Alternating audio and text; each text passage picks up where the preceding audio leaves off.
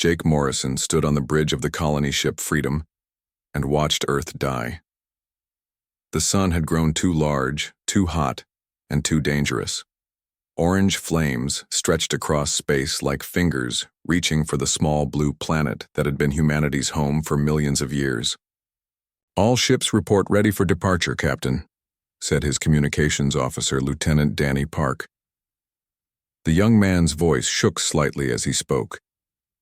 This was the hardest day in human history.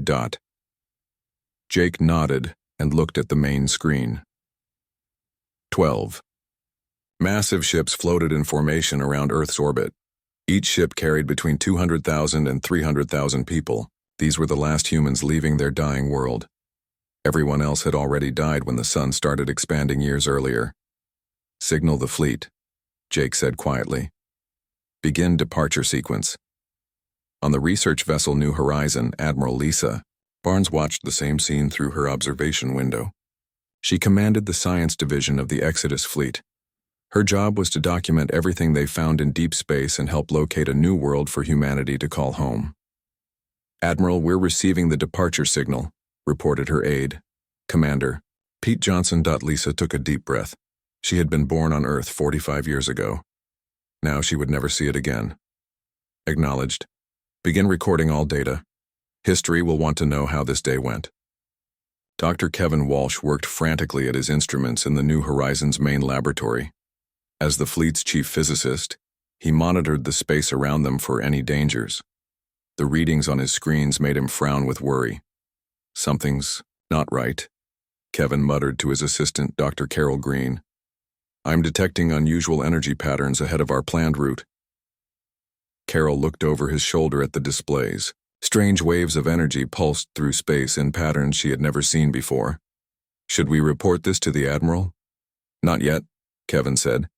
"Let me gather more data first." The 12 ships began moving away from Earth. Their massive engines created blue flames that lit up the darkness of space. Each vessel was over 5 kilometers long and carried everything humanity needed to survive in the void between stars.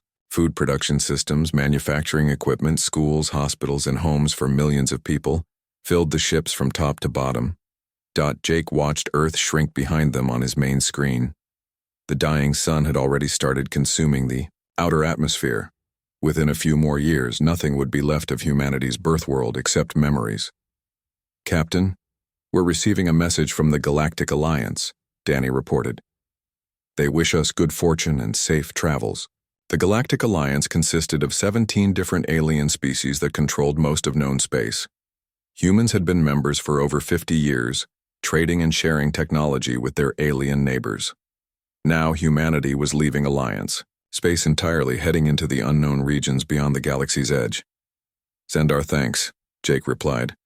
"Tell them we'll maintain contact as long as possible." Days passed as the fleet traveled deeper into uncharted space. The familiar stars of human territory disappeared behind them. Ahead lay only darkness and the faint glow of distant galaxies, millions of light years away. Lisa Barnes spent her time studying star charts and planning their route. They needed to find systems with planets suitable for human life. The task seemed almost impossible, but they had no choice except to try. "Admiral, Dr. Walsh requests an immediate meeting." "Pete," Johnson announced during one of their daily briefings. Lisa found Kevin in his laboratory, staring at displays filled with incomprehensible data. His face looked pale and worried. "What have you found?" Lisa asked. Kevin pointed to his main screen. "We're approaching something massive. The energy readings are off every scale I know. It's like space itself is being twisted and bent ahead of us." "What do you think it is?" "I don't know," Kevin admitted, "but it's pulling us toward it. Our navigation systems show we're being drawn off course by some kind of gravitational field, except this field doesn't behave like normal gravity." Lisa studied the readings. Even with her scientific training, the numbers made no sense. "How long until we reach it?" "At our current speed, maybe 6 hours." Lisa immediately called a fleet-wide meeting with all 12 ship captains. They gathered via video conference to discuss Kevin's discovery. "We could change course," suggested Captain Maria Lopez of the colony ship New Dawn. Avoid whatever this thing is entirely. That might not be possible, Kevin explained during the meeting. The gravitational effect is getting stronger. It might take more power than we have to escape it. Jake looked grim as he considered their options. What happens if we let it pull us in? Unknown, Kevin said honestly. The energy patterns don't match anything in our databases. This could be natural phenomenon, or it could be artificial. We have no way to tell. The captains argued for hours, but in the end, they had little choice. Fighting the gravitational pull would drain their fuel reserves and leave them stranded, in empty space. They decided to continue forward and hope for the best. As they approached the anomaly, strange things began happening throughout the fleet. Lights flickered on and off randomly. Computer systems reported impossible readings. Some crew members claimed they heard whispers in empty corridors. Kevin worked around the clock, trying to understand what they were encountering. His instruments detected massive distortions in space and time. Reality itself seemed to bend and stretch around the invisible force that pulled them forward. I'm recording everything, he told Carol, as they watched their screens fill with data, unlike anything humans had ever seen. If we don't survive this, at least there will be a record of what happened. The fleet's communications with the Galactic Alliance grew weaker as they traveled deeper into the anomaly's influence. Their last message was simple and brief. Jake Morrison himself composed it and sent it back toward Alliance space on their most powerful transmitter. To all Alliance members and friends of humanity, the message began. We have encountered something beyond our understanding in the deep regions of space. We cannot identify or classify the phenomenon we are experiencing. Our ships and crew remain intact, but we are no longer in control of our movement. We go forward into the unknown. If we do not return, remember us as we were. Jake Morrison, Captain, Humanity Exodus Fleet. After that silence, the 12 ships and their 3 million passengers vanished completely from all sensors and communication networks. The Galactic Alliance waited for more messages that never came. Search ships were dispatched, but found nothing except empty space where the human fleet had last been detected. Humanity was gone, disappeared into the vast darkness between galaxies. For 47 years they would remain missing, presumed dead by most of the galaxy.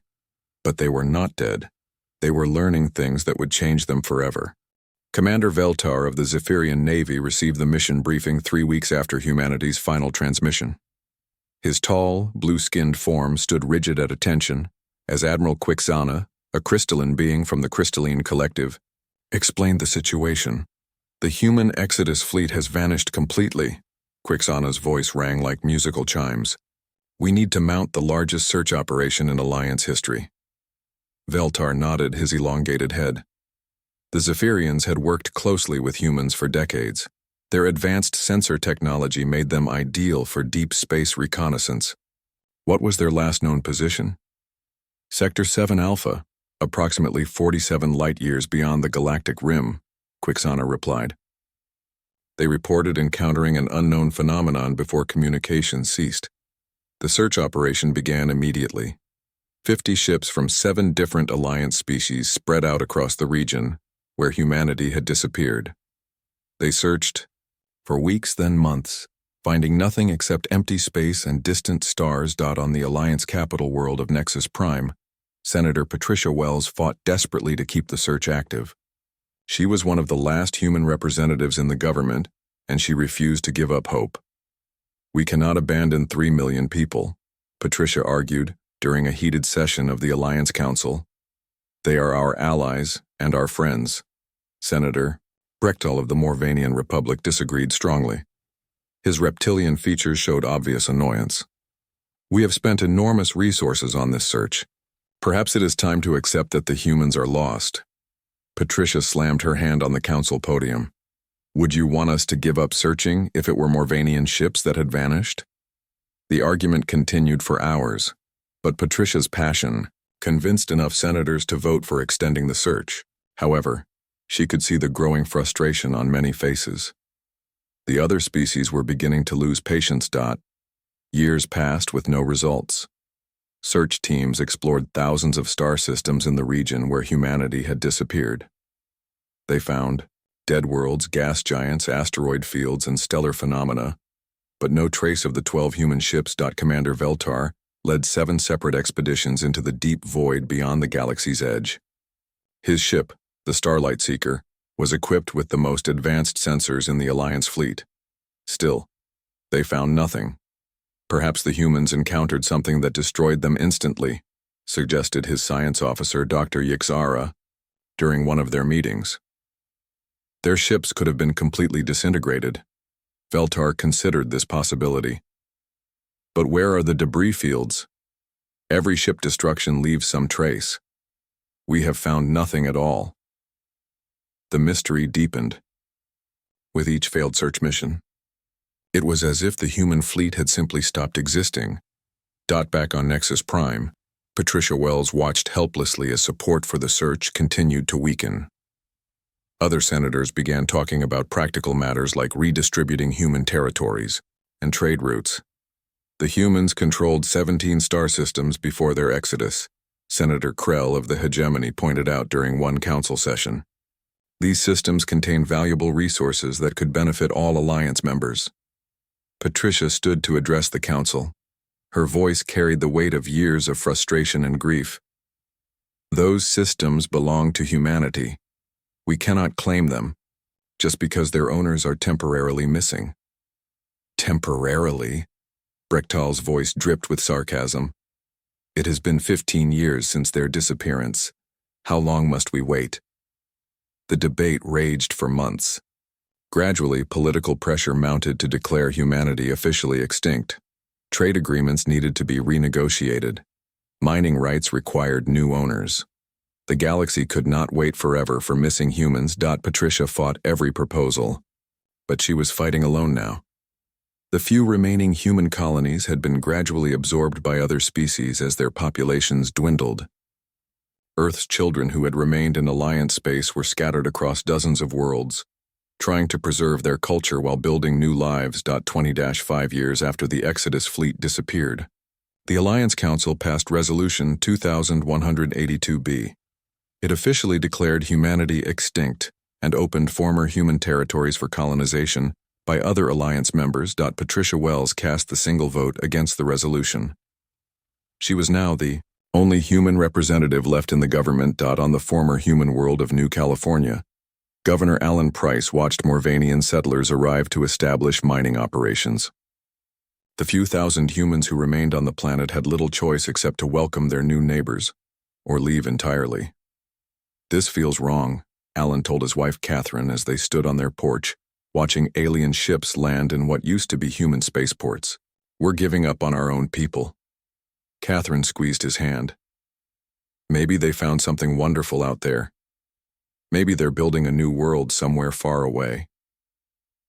Alan wanted to believe that, but hope grew harder to maintain with each passing year. The Alliance military officially ended all search operations in 2185, 33 years after humanity's disappearance. Commander Veltar, now promoted to Admiral, filed the final report himself. After exhaustive investigation covering thousands of star systems and millions of cubic light-years of space, "We have found no evidence of the human Exodus fleet's fate," he wrote.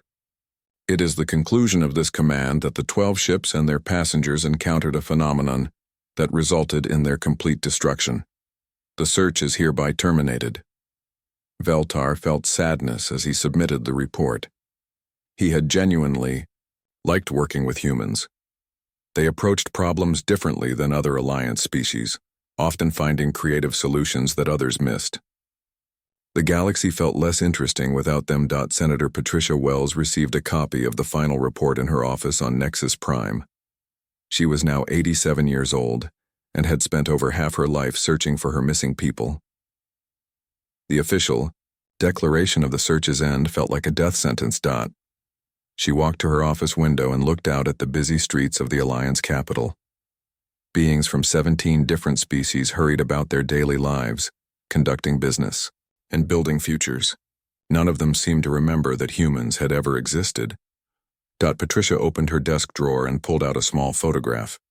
It showed her daughter Rebecca, who had been aboard the colony ship New Dawn when the Exodus fleet departed. Rebecca would be 53 years old now if she was still alive. "I never stopped believing," Patricia whispered to the photograph. "I never gave up hope." But even Patricia began to wonder if hope was enough. Decades of searching had produced nothing. Perhaps the other senators were right. Perhaps humanity really was gone forever. Museums on Alliance worlds began displaying human artifacts as historical curiosities. Children learned about humanity in the same way they learned about other extinct species. The unique human approach to diplomacy and technology became subjects for academic study rather than practical. Application. Trade routes that had connected human worlds for centuries were redesigned around other species' needs. The efficient distribution networks humans had created were replaced with systems that served the Alliance's new reality. By 2204, most galactic citizens considered the human question settled. Memorial statues stood on several worlds, honoring humanity's contributions to Alliance civilization.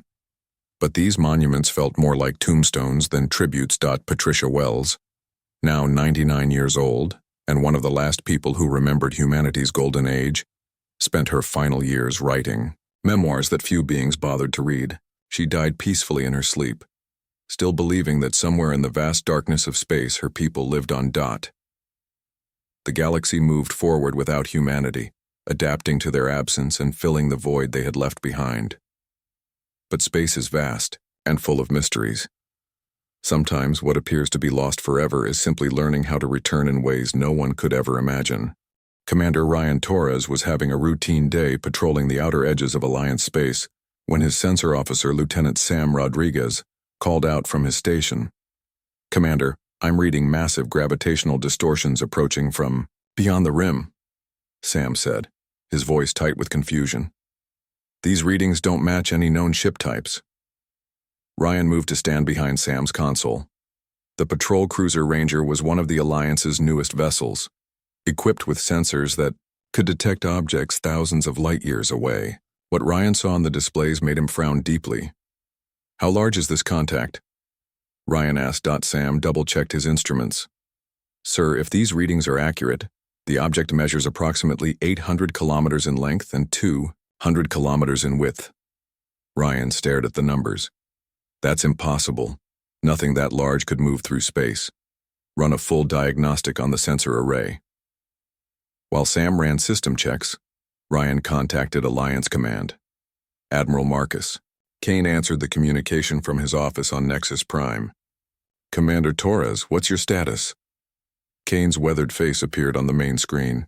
"Admiral, we're detecting an extremely large object approaching Alliance space from the galactic rim. The size readings seem impossible, but our sensors have passed all diagnostics."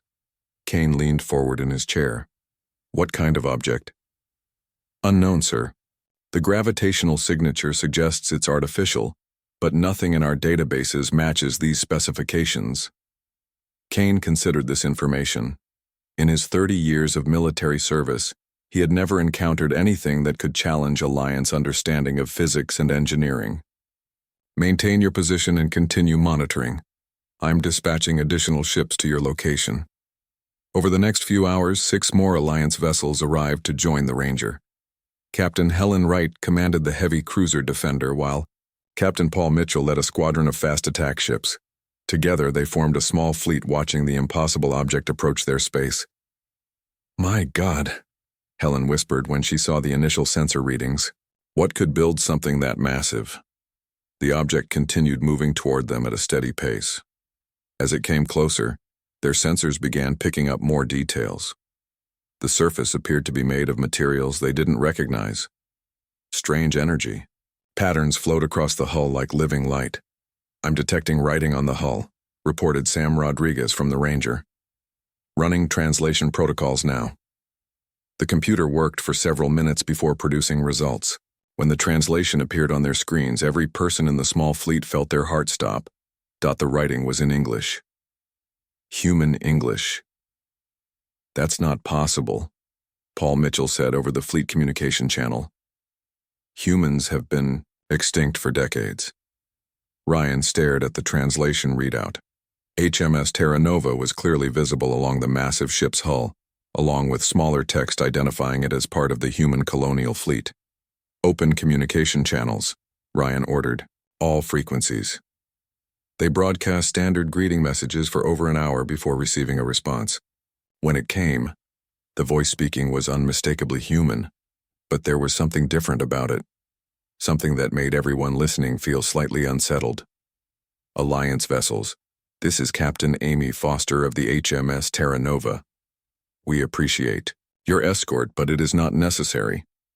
Admiral Kane's voice crackled over the communication system from his distant office.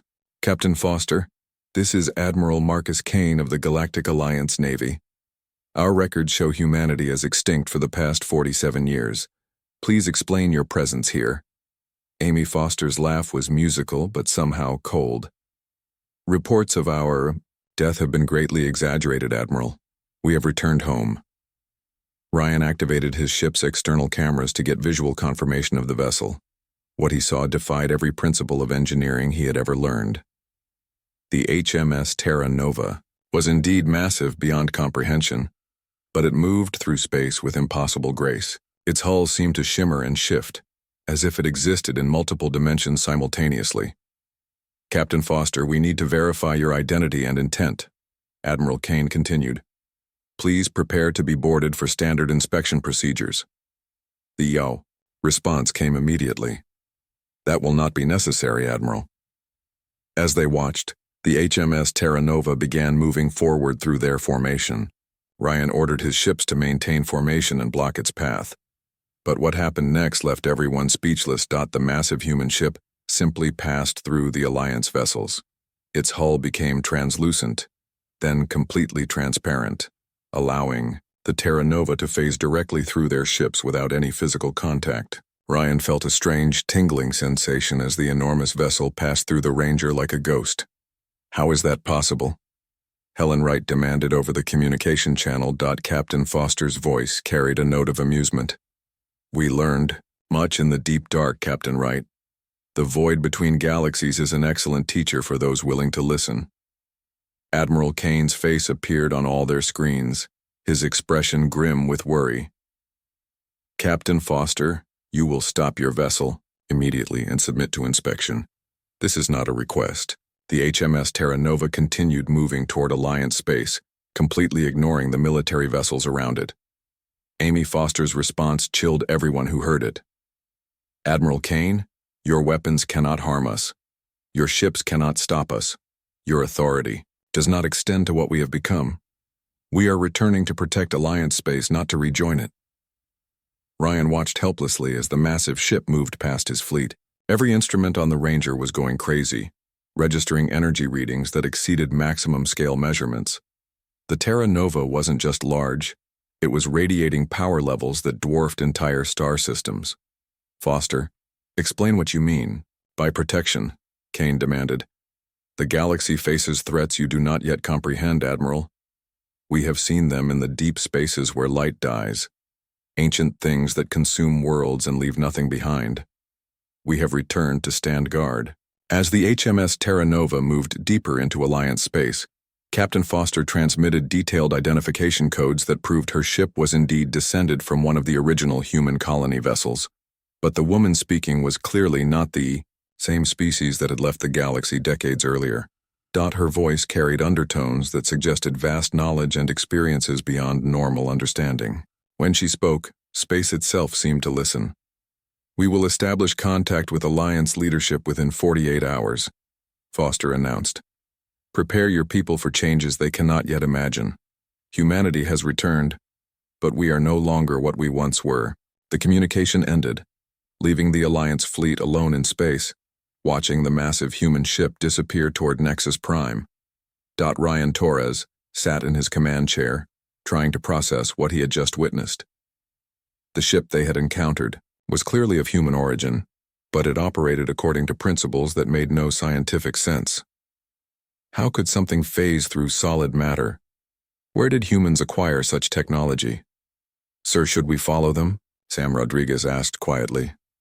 Ryan shook his head. Our weapons can't even touch them. What would be the point? Admiral Kane's voice came over the communication system one more time. All ships, return to base immediately. This information is classified at the highest levels until we understand what we're dealing with. As the Alliance ships turned toward home, Ryan couldn't shake the feeling that everything was about to change. Humanity was back, but they had become something far beyond what they used to be. The Terra Nova continued its journey toward the heart of Alliance civilization, carrying passengers who had been transformed by decades in the void between galaxies. Whatever they had learned in that empty darkness had changed them into something that could treat the laws of physics like suggestions rather than absolute rules. Behind them, space itself seemed to ripple and bend, as if reality was still recovering from their passage. The meeting chamber on Nexus Prime had never hosted anything like this. President William Hayes sat at the head of the Alliance Council table, surrounded by representatives from all 17 member species. Across from them sat Captain Amy Foster, and her small delegation from the HMS Terra Nova. Foster looked human at first glance, but something was different. Her movements were too fluid, too precise. Her eyes reflected depths that suggested she had witnessed the birth and death of stars. When she spoke, her voice carried harmonics that made everyone in the room feel slightly off balance. "Thank you for agreeing to this meeting," Foster said, her tone polite but distant. "I know our return raises many questions." President Hayes studied the woman across from him. According to Alliance records, Amy Foster had been 32 years, old when the Exodus fleet departed. She should now be nearly 80, yet she appeared younger than when she had left. "Captain Foster, our first question is simple. Where has humanity been for the past 47 years? Foster smiled, and for a moment everyone in the room felt as if they were looking into an infinite void. "We have been learning, President." Hayes. The gravitational anomaly that pulled us from known space was not a natural phenomenon. It was a gateway. "A gateway to where?" demanded Senator Krell of the hegemony. Dr. Rachel Stone, Foster's chief science officer, answered the question. She was a tall woman with silver hair and eyes that seemed to contain swirling galaxies. "To a realm where the fundamental laws of reality operate differently, a place where consciousness and matter interact in ways your science cannot yet comprehend." To demonstrate, Rachel held up her hand. Energy flowed from her fingertips, forming complex patterns in the air above the conference table. The patterns solidified into perfect crystals that fell gently onto the table surface with musical chimes. "You just created matter from nothing," gasped Dr. Veltar, the Alliance's chief scientist. Rachel shook her head. "Not from nothing. From the base energy that underlies all existence. Everything you see around you is simply energy organized into different patterns. We learned to reorganize those patterns directly." Senator Brechtal of the Morvanian Republic leaned forward aggressively. "What do you want from us? Are you here to reclaim your former territories?" Captain Foster's expression remained calm. "We have no interest in territory, Senator. We have evolved beyond such limitations. We are here to offer protection." "Protection from what?" President Hayes asked. Foster gestured, and the air above the table filled with a three-dimensional star map showing the galaxy and surrounding regions. Dark areas pulsed at the edges of the display. "Ancient machines that consume entire star systems," Foster explained. "Entities of pure hunger that view all organic life as fuel to be processed. We encountered them in the deep void and learned they are moving toward this galaxy." The council members stared at the display in horror. The dark areas seemed to pulse with malevolent intent. "When will they arrive?" Hayes asked quietly. "They are already here," Dr. Stone replied. "Advanced scouts entered Alliance space 3 days ago. They are currently studying your defenses and calculating the most efficient consumption patterns." The room erupted in panicked voices as representatives demanded immediate military responses. Foster raised her hand and silence fell instantly. Not because she had spoken, but because something about her presence commanded absolute attention. "Your current technology cannot harm them," Foster said simply. Your weapons operate according to principles they mastered millions of years ago. Fighting them with conventional forces would be like attacking a star with stones. Then, how do you propose to stop them? Admiral Kane demanded via video link from his command ship. Foster looked directly at the camera. We don't propose anything. Admiral, we will stop them. That is why we returned. To emphasize her point, Foster opened a small portal in the air above the table. Through the opening, the council members could see the HMS Terra Nova floating in orbit above Nexus Prime. But the ship looked different now. Its hull pulsed with living light, and massive energy fields extended around it like wings of pure force. Your ship has changed, observed President Hayes. All of our vessels are alive now, Foster explained. They think, they feel, they grow. The distinction between crew and ship no longer applies to us. Dr. Stone added more details. We learned that consciousness is not produced by matter, but rather that matter is organized by consciousness. Our ships are extensions of our collective awareness, able to reshape themselves according to need. Senator Krell demanded proof of their claims. You speak of miracles and impossibilities. Demonstrate these abilities. Foster nodded to Rachel Stone, who stood and approached the large window overlooking Nexus Prime's capital city. She placed her hand against the transparent surface and concentrated below them. The entire city began to glow softly. Every building, every vehicle, every streetlight pulsed with gentle energy. The effect was beautiful and completely impossible according to known science. We have temporarily enhanced the quantum efficiency of all matter in the city, Stone explained calmly. Energy loss through heat and friction has been reduced by 90%. The effect will fade in approximately 1 hour, but during that time, every system in the city will operate at perfect efficiency. The council members watched in amazement as their personal devices began displaying incredible performance improvements. Communication systems operated with crystal clarity. Computer processing speeds increased dramatically. Even the air recycling systems began working more effectively. How is this possible? Dr. Veltar whispered. We learned to perceive the underlying structures that organize reality, Foster replied. What you call natural laws are actually patterns of information that can be read and modified by sufficiently advanced consciousness. President Hayes struggled to process this information. Are you saying you can rewrite the laws of physics?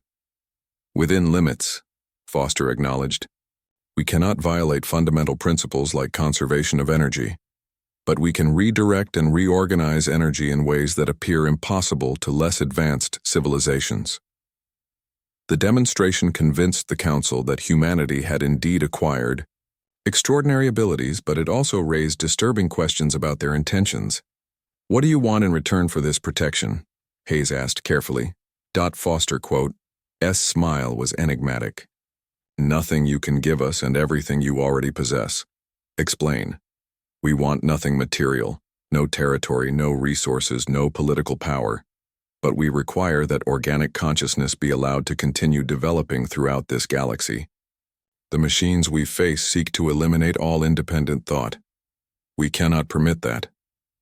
Senator Brechtal voiced the fear many council members felt. And what happens when you decide we are developing in directions you disapprove of? Will you control us to ensure our consciousness meets your standards? Foster considered the question seriously. That is a valid concern, Senator. We have become powerful beyond your current understanding. Power always carries the risk of corruption, even for beings like ourselves. She paused, looking around the room at each representative. We offer you a choice. Accept our protection and continue your natural development, trusting that we will respect your autonomy. Or reject our help and face the coming threat with your current resources. The room fell silent as the implications sank in. They were being offered salvation by beings who might themselves become their masters. President Hayes spoke for everyone when he asked, How much time do we have to decide? Foster tilted her head as if listening to voices only she could hear. The first major attack will begin in approximately 6 hours. The machines have completed their analysis and are moving to consumption phase. The council chamber erupted in alarm, but Foster remained perfectly calm. Do not fear. We will respond regardless of your decision. We did not return to watch organic life die in this galaxy. As if summoned by her words, alarms began sounding throughout the capital. The massive forms of ancient machine constructs had appeared at the edge of the star system, moving toward Nexus Prime with implacable determination. The war for the galaxies. Survival was about to begin, and humanity's evolved descendants were the only force that might prevent total extinction. The Devourer fleet emerged from the depths of space like nightmares given form. Each machine was the size of a small moon, built from materials that absorbed light and radiated hunger. There were hundreds of them, arranged in perfect geometric formations that spoke of ancient intelligence and absolute purpose.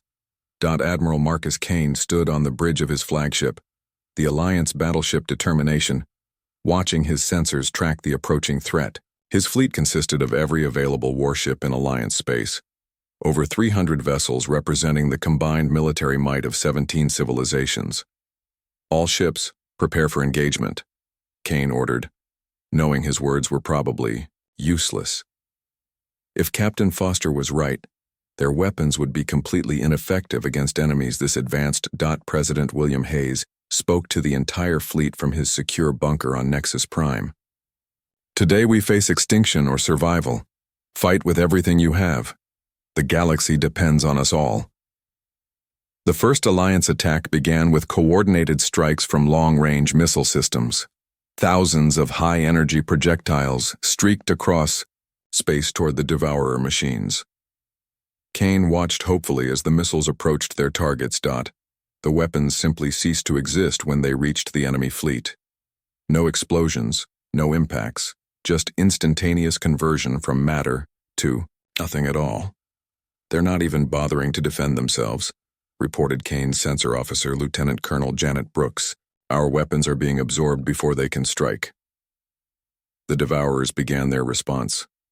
Beams of dark energy lanced out from the machine fleet, striking Alliance ships with surgical precision. Where the beams touched, hulls and crews simply vanished, leaving behind hollow shells that collapsed under their own structural weight. All ships evasive maneuvers, Kane shouted, but space combat at these distances left little room for dodging. The enemy beams moved at light speed and struck with perfect accuracy. The Alliance fleet was dying, and there was nothing they could do to stop it. Then space itself began to change. Massive rifts opened throughout the battle zone, tears in reality, that revealed glimpses of impossible geometries beyond normal dimensions. From these rifts emerged the human fleet, and what Kane saw made him forget to breathe. The HMS Terra Nova led the formation, but it no longer looked like any ship ever built. Its hull flowed like liquid metal, constantly shifting between different configurations. Energy patterns that resembled neural networks pulsed across its surface in waves of living light. Behind it came 11 other vessels, each unique in design and purpose. Commander Lisa Santos led the HMS New Eden, which appeared to be grown rather than constructed. Its organic curves and bioluminescent markings made it look like a creature from the deepest ocean trenches, magnified to planetary scale. Captain Tony Rodriguez commanded the HMS Infinity's Edge, a ship that existed in multiple dimensions simultaneously. Parts of it flickered in and out of normal space, suggesting it was operating according to principles that transcended ordinary physics. The human ships didn't approach the battle in any conventional sense. They simply appeared where they needed to be, teleporting instantly across vast distances without regard for the limitations of space and time. Captain Amy Foster's voice reached every ship in both fleets, transmitted through means that bypassed normal communication systems and spoke directly to the minds of everyone listening. Alliance forces withdraw to safe distance. We will handle this threat. Kane wanted to argue, to insist that his fleet could still contribute to the battle, but one look at his sensor readings changed his mind. The human ships registered power outputs that exceeded his instrument's ability to measure. They weren't just larger than planets. They were generating energy levels that rivaled entire star systems. All Alliance ships, fall back to the outer system, Kane ordered reluctantly. What followed couldn't properly be called a battle. The human fleet didn't fire weapons in any recognizable sense. Instead, they began manipulating fundamental forces directly. Captain Lisa Santos directed the New Eden, to demonstrate humanity's new relationship with gravity. The living ship extended tendrils of pure gravitational force that wrapped around Devour machines and simply compressed them out of existence. Metal constructs that had survived for millions of years crumpled like paper toys. Tony Rodriguez used the Infinity's Edge to attack the enemy fleet through multiple dimensions simultaneously.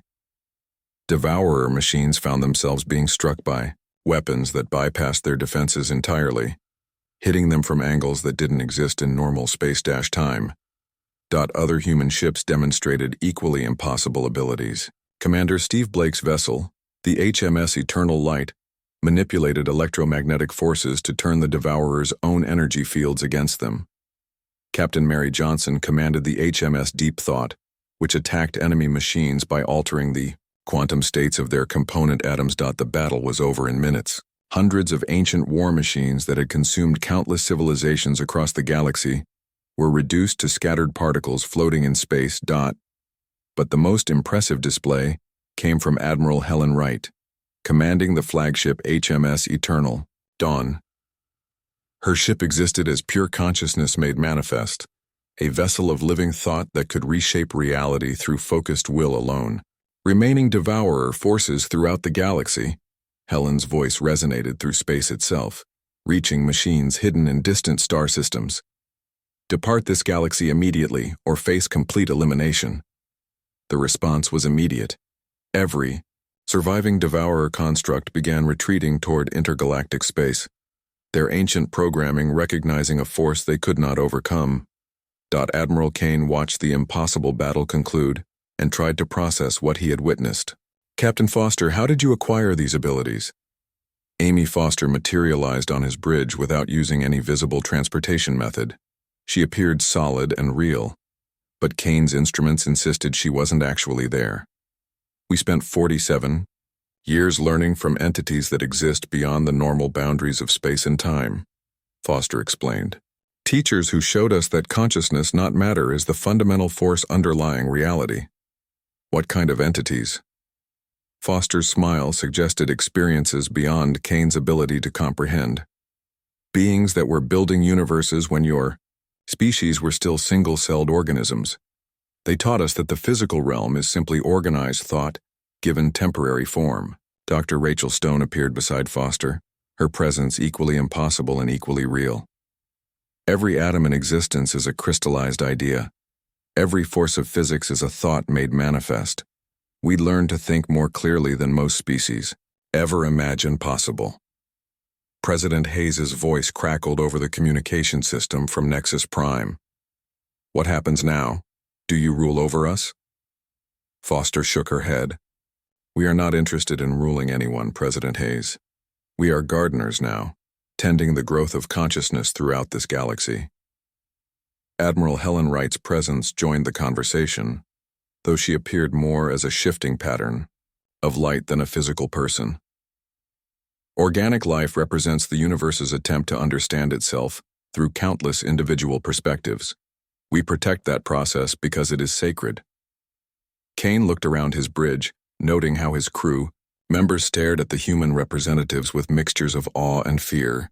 And what about us? How do we fit into this new reality? You continue developing as you always have, Foster replied. You grow, you learn, you explore, you create. We will ensure that nothing interferes with that natural progression.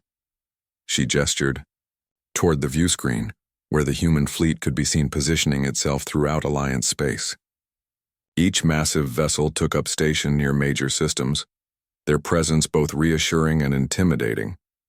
Our ships will remain here permanently, Foster continued.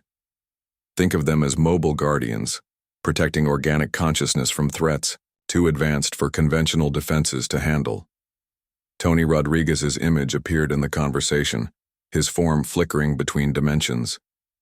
We have become what humanity was always meant to become, not conquerors or rulers, but protectors of life's infinite potential. Kane struggled to find words for the magnitude of change humanity represented. You're no longer the same species that left the galaxy decades ago. No, Foster agreed. We have evolved beyond physical limitations, beyond individual mortality. beyond the need for planets or resources in any traditional sense. We are consciousness exploring its own nature through direct manipulation of reality's fundamental structures. The conversation was interrupted by reports from across Alliance space. Human ships were appearing everywhere, their impossible forms taking up positions around every inhabited world, and major space installation, children on dozens of planets, looked up at night skies now dominated by vessels that stretched across star systems like living constellations. The age of small thinking was ending. Humanity had returned, but as shepherds of galactic civilization rather than participants in it. Foster prepared to leave Kane's bridge, her form beginning to fade back into whatever dimensional space she normally occupied. We will maintain minimal, direct contact with Alliance governments. Our presence should not interfere with your natural social development. But you'll always be watching, Kane said.